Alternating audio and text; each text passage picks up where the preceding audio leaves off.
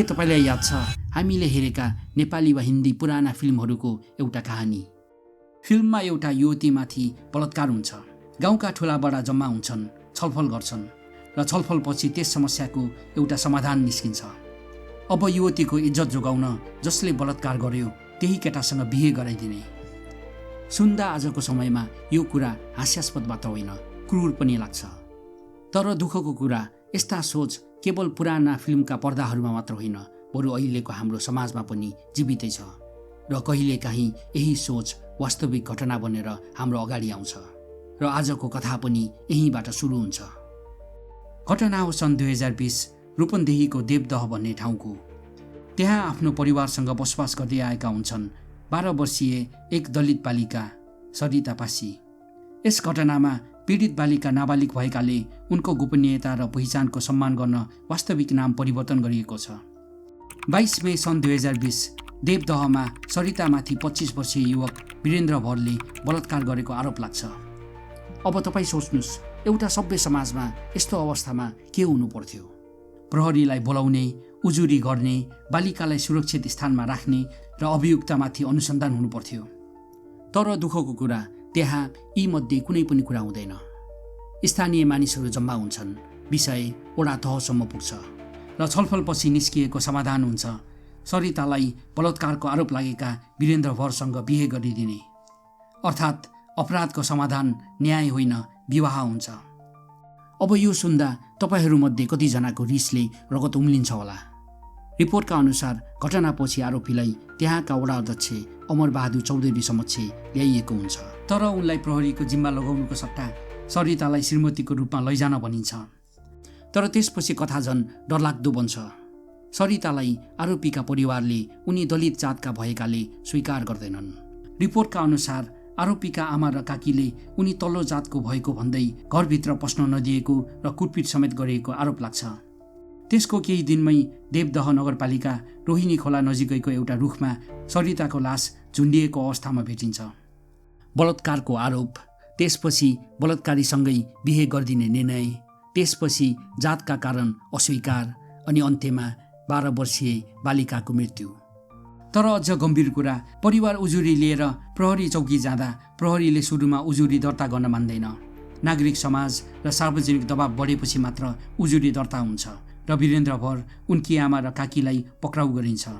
त्यसपछि 12 सेप्टेम्बर सन् 2021 मा रूपन्देही जिल्ला अदालतले वीरेन्द्र भरलाई हत्यामा दोषी ठहर गर्दै 18 वर्ष कैद सजाय सुनाउँछ। रूपन्देहीमा यो घटना भइरहेको बेला नेपालको अर्को ठाउँमा पनि अर्को झन् डरलाग्दो घटना भइरहेको हुन्छ। रुकुम पश्चिमको सोती गाउँ नवराज विक, जो एक दलित जातका थिए, आफ्नो गैर दलित प्रेमिकासँग बिहे गर्ने उद्देश्यले साथीहरूसहित प्रेमिकाको गाउँ पुगेका हुन्छन्।